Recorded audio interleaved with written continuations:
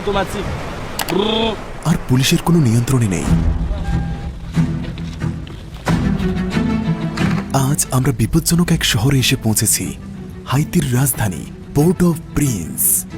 এই জায়গাটা বিভক্ত হয়ে আছে স্বতন্ত্র দল, লুকানো অভিজাত শ্রেণী এবং বিদেশি সব হস্তক্ষেপের মধ্যে। রাজধানীতে সক্রিয় 2 শতাধিক সশস্ত্র দল, যার নেতৃত্বে আছে বারবিকিউ নামক এক ব্যক্তি, যে শত্রুদের জীবন্ত পুড়িয়ে মারে। আর সকলেই এখন একজোটে এক নামে, যার অর্থ একসাথে বসবাস।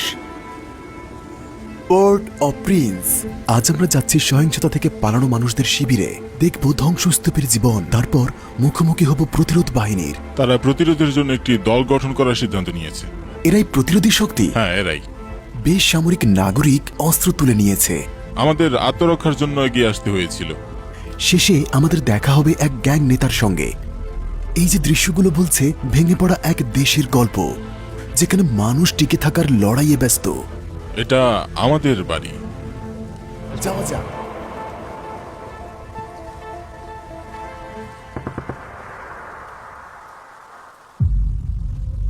আমরা আজ এমন এক দ্বীপে আছি যা 2টি দেশের ভাগ করা একটি দ্বীপ। এর অর্ধেক জান্নাত আর বাকি অর্ধেক জাহান্নাম। পাশেই ডমিকান প্রজাতন্ত্র, যারা সমৃদ্ধিতে বাস করছে, যখন অপরদিকে হাইতি প্রকাশ্যে যুদ্ধে বাস করছে। আমরা রাজধানী পোর্ট অফ প্রিন্সে পৌঁছে গেলাম। ওটা বিমানবন্দর। আমরা বিমানবন্দর থেকে হোটেল পর্যন্ত ড্রাইভ করে গেলাম। সরকারি ভবন, পুলিশ এবং হোটেল নিয়ে একমাত্র এলাকা। এটি একটি পাহাড়ের উপরে অবস্থিত, যা শহরের বাকি অংশ থেকে একেবারে বিচ্ছিন্ন। এই হোটেলটি শহরের সবচেয়ে বিলাসবহুল হোটেলগুলোর মধ্যে একটি। এর গেটে আছে কড়া নিরাপত্তা, কারণ বাইরের জগৎ সম্পূর্ণ ভিন্ন। আমরা রাজধানী পোর্ট অফ প্রিন্সে আছি। আমরা একটা পাহাড়ের উপরে আছি। এটা সেই শহর যারা উপনিবেশবাদকে পরাজিত করেছিল, এখনো বিশৃঙ্খলায় নিমজ্জিত। এবার আমরা বাস্তুচ্যুতি শিবিরগুলো দিয়ে শুরু করব, যেখানে গ্যাংগুলির হাত থেকে বেঁচে যাওয়া লোকদের অনেকেই বসবাস করেন। এটা কি ক্ষণস্থায়ী? কেউ জানে না কতদিনের জন্য আছে, কারণ তারা এখানে 9 মাসেরও বেশি সময় ধরে আছে। আর তাদের বাজারও আছে। হ্যাঁ, তাদেরও তো বাঁচতে হবে। এরা নিজ পাড়া ছেড়ে পালিয়ে আসা স্থানীয় মানুষ। গ্যাংগুলো তাদের এলাকা পুড়িয়ে দিয়েছে। তারা তাদের বাড়িতে ফিরে যেতে পারে না। হ্যাঁ, প্রায় 1 মাস আগে গ্যাংটি লোকদের ফিরে আসতে অনুমতি দিয়েছিল, কিন্তু এটা খুব বিধ্বস্ত হয়ে আছে। তারা বাস্তুচ্যুত। তারা কখন ফিরে যেতে পারবে তাদের কোনো ধারণাই নেই। এটি প্রায় বিস্তৃত একটি দেশ।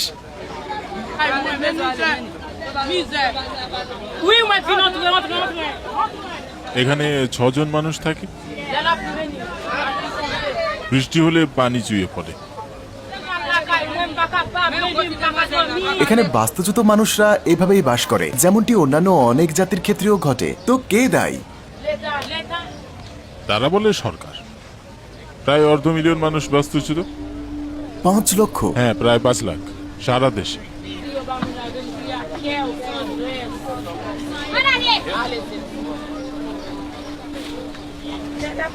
এটা এটা তাদের বাড়ি। একসময় স্বাধীনতার প্রতীক ছিল এই দেশ, যা কিনা ভয়ের জায়গায় পরিণত হয়েছে। এই মহিলাটি একটি গাড়ির নিচে থাকে।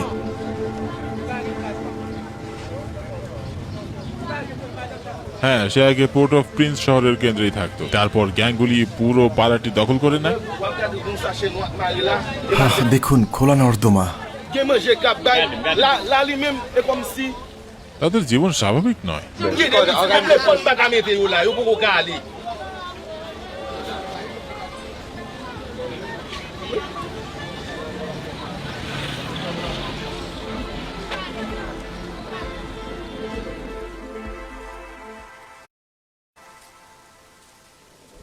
এখন আমরা এমন একটি পাড়ায় যাব যা গ্যাং দ্বারা সম্পূর্ণভাবে ধ্বংস হয়ে গেছে, যেখানে দেখতে পাবেন ঘরবাড়ি সব কেমন ধ্বংসস্তূপে পরিণত হয়েছে।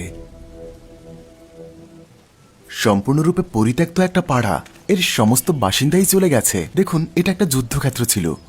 ওই ক্যাম্পগুলিতে যাদের দেখেছিলাম, তারা এই রাস্তাগুলো থেকেই পালিয়ে গেছে। দেখুন, সব ধ্বংসপ্রাপ্ত বাড়িঘর আর গুলির চিহ্ন। ও, ওইদিকে কি হয়েছে দেখুন, এটা একটা মানুষের খুলি। এখানে রাস্তার মাঝখানে একটা ট্রাক বিস্ফোরিত হয়ে পাশেই পড়ে আছে। ওরা এখানে মানুষকে জীবন্ত পুড়িয়ে মারতো। যদিও গ্যাংগুলো এই পাড়াগুলো ছেড়ে চলে গেছে, কিন্তু দেখে মনে হচ্ছে এখনো বোমা ফেলা হয়।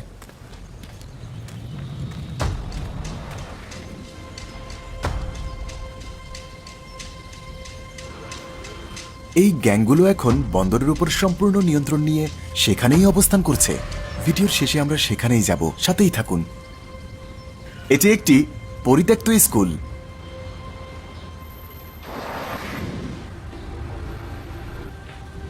এটা সরকারের সাথে গ্যাংদের যুদ্ধ। ওই গেটটা দেখেছেন? গ্যাংয়ের কারণে কিছু পাড়া সম্পূর্ণ বন্ধ হয়ে গেছে। এছাড়াও অত্যন্ত উঁচু গতির বাম্প রয়েছে। অপহরণের ঘটনা ঘটলে তারা অপহরণকারীদের থামাতে সাহায্য করে। এখন আমরা প্রতিরোধী দলের মুখোমুখি হব। তারা বেসামরিক নাগরিক, যারা তাদের এলাকা রক্ষা করার জন্য অস্ত্র তুলে নিয়েছে। আমরা একটি প্রতিরোধ এলাকায় প্রবেশ করলাম। গ্যাংগুলি তাদের জোর করে তাড়িয়ে দিতে চাইলে এখানকার মানুষ পালাতে অস্বীকৃতি জানায়। এই সাজোয়া যানটি কেনিয়া থেকে এসেছে। কেনিয়ার বাহিনী জাতিসংঘের সাথে এখানে সাহায্য করার জন্য একমত হয়েছে। তারা আফ্রিকা থেকে এত দূরে এসেছে যাতে আন্তর্জাতিক সম্প্রদায় তাদের ভাবমূর্তি উন্নত হয়।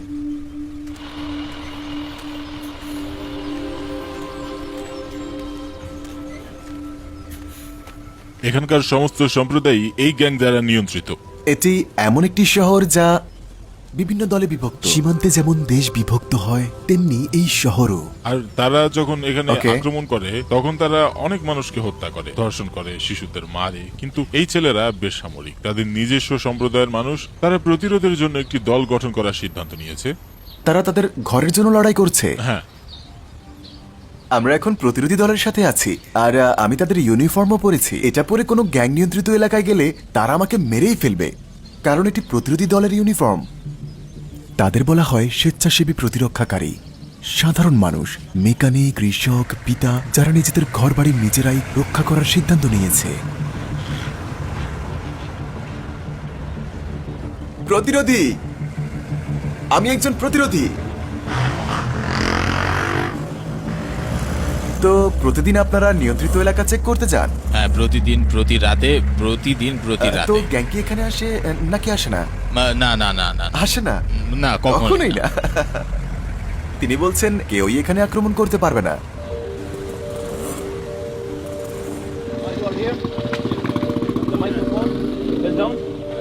তারা পাহাড়টাও নিয়ন্ত্রণ করে। হ্যাঁ, প্রতিরোধী দলের অনেকগুলো চেক পয়েন্ট আছে, যাতে কোনো গ্যাং সদস্য লুকিয়ে ঢুকতে চাইলে তাকে ধরা যায়।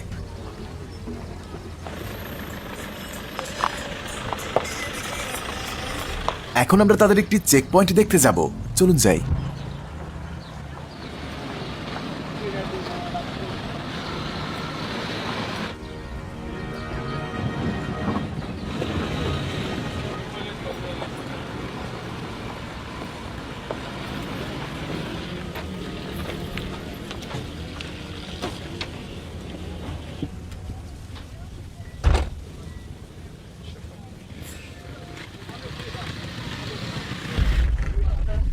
প্রতিরোধী দলের সদস্য আইডি কার্ড দেখে লোকদের তল্লাশি করছে।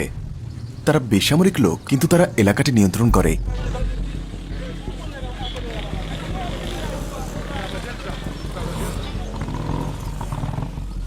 তারা যদি কোনো গ্যাং সদস্যকে পায়, তারা তাকে পুলিশের কাছে নিয়ে যায়। বন্দুক নেই? তারা পরীক্ষা করে দেখে যে সে অস্ত্র বহন করছে কিনা।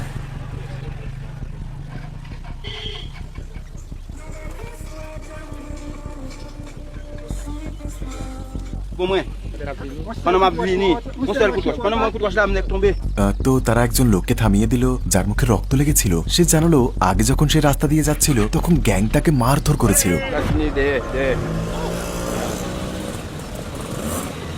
এখানে গ্যাংগুলি জ্বালানি, বিদ্যুৎ, পানি আর বন্দর নিয়ন্ত্রণ করে। এমনকি তাদের অঞ্চলের মধ্যে কিছু বিমানবন্দরও নিয়ন্ত্রণ করে।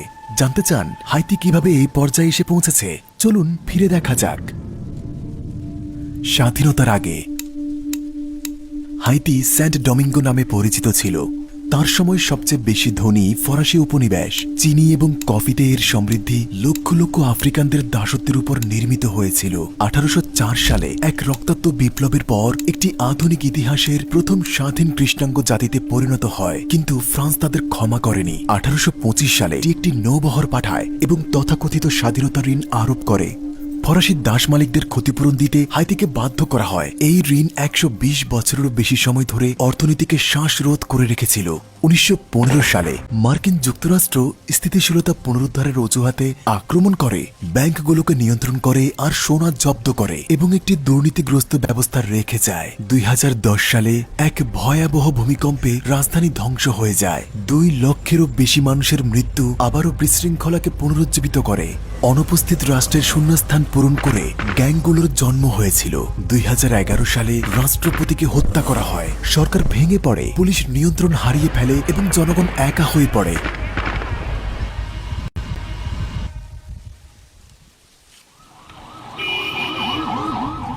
এখন আমরা গ্যাংগুলোর সাথে দেখা করব। তাদের কাছে পৌঁছানো সহজ ছিল না। তো আমরা বাসে যাব, কারণ এই শহরের কেন্দ্রস্থলটি গ্যাং দখল করে নিয়েছে। আমরা গ্যাংয়ের এরিয়াতে যাচ্ছি। সেখানে যেতে আমরা প্রাইভেট কার ব্যবহার করতে পারছি না। আমাদের হলুদ বাসে যেতে হবে, যেখানে প্রাইভেট কার যাতায়াত করলে সাথে সাথেই গুলি করা হয়। দেখুন মানুষগুলো একে অপরের উপর কেমন করে স্তূপ হয়ে আছে। ছদ্মবেশে আমাদের তাদের সমস্ত পাড়ার মধ্য দিয়ে সেখানে যেতে হবে। ওরা কি গ্যাংয়ের সাথে আছে? পুলিশ? বাইরে সশস্ত্র লোক আছে। আপনি হাসছেন? আপনি খুশি? তারা এখন এক নামে একত্রিত হয়েছে। পূর্বে G9 নামে পরিচিত ছিল, এখন বলা হয় জিমি নামের এক ব্যক্তির নেতৃত্বে, যার নাম বারবিকিউ। তিনি একজন প্রাক্তন পুলিশ অফিসার, যিনি সিস্টেমের বিরুদ্ধে অস্ত্র তুলেছিলেন।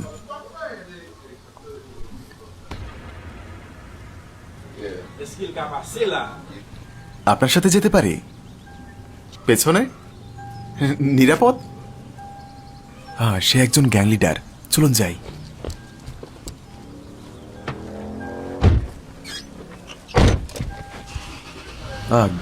গাড়িটি সম্পূর্ণ রঙিন।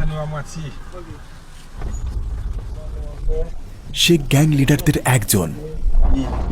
আর এই ঘরগুলো কি খালি? হ্যাঁ। তারা কি শহরের আশেপাশে দখল করে নিয়েছে?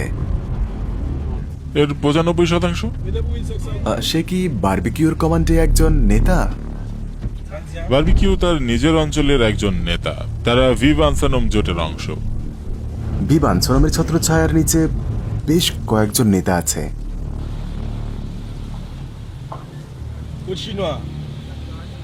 আমরা গোপনে তার সাথে একটা সংক্ষিপ্ত সাক্ষাৎকার ধারণ করতে চাচ্ছি।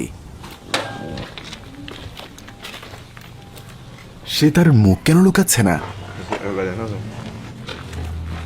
আজকের গ্যাং সদস্যের অনেকেই খুব তরুণ। তারা ভয়ে অথবা প্রয়োজনে যোগ দিয়েছিল। তারা সরকারের চেয়েও শক্তিশালী, তাই না? আমরা আরো বেশি শক্তিশালী। কারণ হলো আমাদের সরকার অলস। দেশের সমাধান হলো আমরা একসাথে বসে আলোচনা করা। আমরা একে অপরের দিকে গুলি চালানো কোনো সমাধান নয়। উভয়ের কাছে বন্দুক আছে, আর তুমি আমার বুলেটের যোগানদাতা, আর সাথে বন্দুকও দিচ্ছ। আবার তুমি আন্তর্জাতিক বাহিনীকে আমাকে হত্যা করার অনুরোধ করছো, এদিকে তুমি আমাকে বন্দুক আর গুলি দিচ্ছ। এটা কি করে সমাধান হবে? তো এখন কি করা উচিত? তোমাদের হাজার হাজার তরুণদের কাছে ইতিমধ্যে বন্দুক আছে। এখন তুমি তাদের বন্দুক নিচ্ছ, কিন্তু কিছু প্রস্তাব করছো না। তাদের ভবিষ্যৎ নিয়ে তুমি কিছু বলছো না। আমি আমার বন্দুকটা নিয়ে ক্লান্ত। অনেক সময় এটা আমি আমার বাড়িতেও রেখে আসি।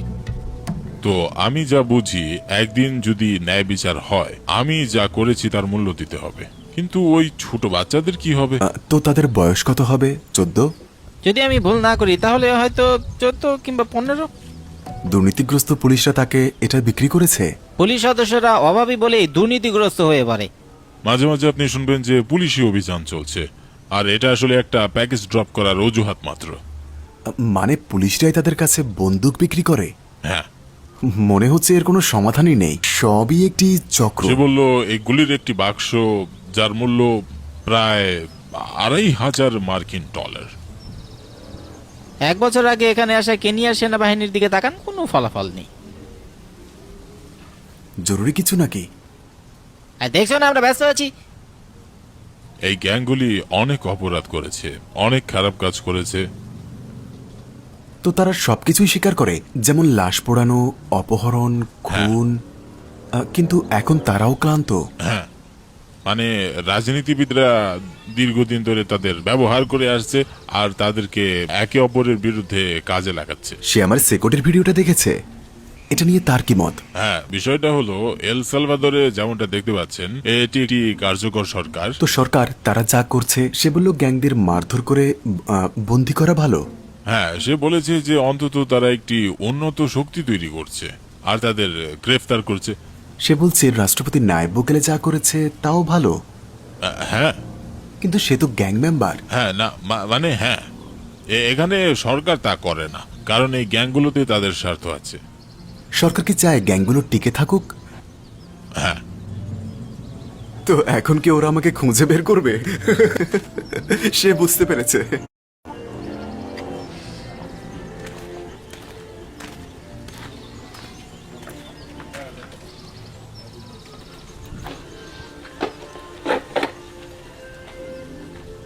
লিডার মজা করছে। তারা পুরো উপকূলটা নিয়ন্ত্রণ করে।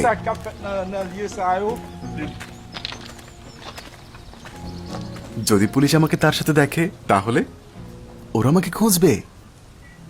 আসলে এখন তারা বন্দুক রাখে কারণ এটাই তাদের জীবন। তারপর আমরা সমুদ্রের দিকে রওনা হলাম। প্রথমবারের মতো উপকূল রেখা দেখলাম।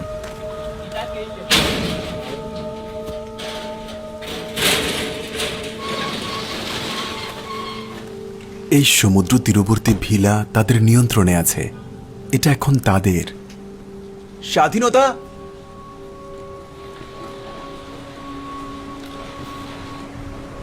পুরো সমুদ্র তোমার।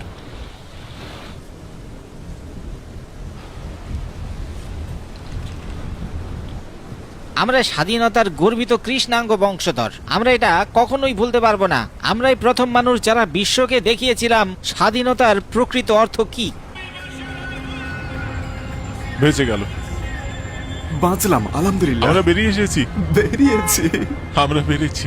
এটা হাইতি, যে ভূমি অনেক আগেই দাসত্ব থেকে মুক্তি পেয়েছিল আর আজও মুক্তির জন্য লড়ে যাচ্ছে।